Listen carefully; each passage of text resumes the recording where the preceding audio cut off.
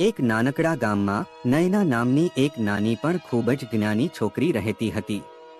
નયનાને પુસ્તકો વાંચવાનો અને નવી વસ્તુઓ શીખવાનો ખૂબ શોખ હતો. તે હંમેશા જ્ઞાનની તરસથી ભરેલી રહેતી હતી. ગામના લોકો તેની સમજદારી અને વિનમ્રતા માટે તેને ખૂબ માન આપતા હતા.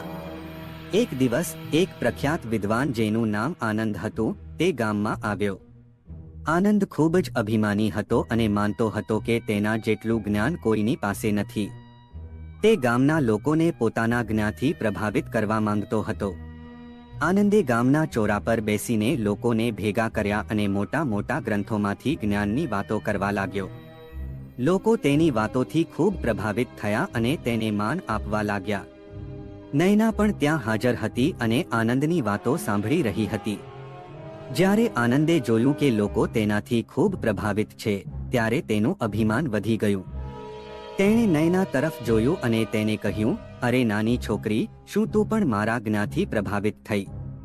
શું તને સમજાય છે કે હું કેટલો મોટો વિદ્વાન છું?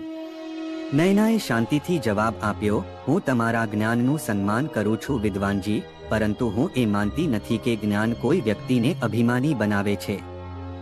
સાચું જ્ઞાન તો વ્યક્તિને નમ્ર અને વિનયી બનાવે છે. આનંદને ગુસ્સો આવ્યો.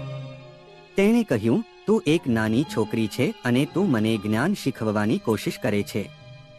તું શું જાણે છે? નયનાએ કહ્યું, હું વધારે તો નથી જાણતી વિદ્વાનજી, પરંતુ હું એટલું જાણું છું કે જ્ઞાનનો સાચો ઉપયોગ બીજાને મદદ કરવામાં અને જીવનને વધુ સારું બનાવવામાં છે.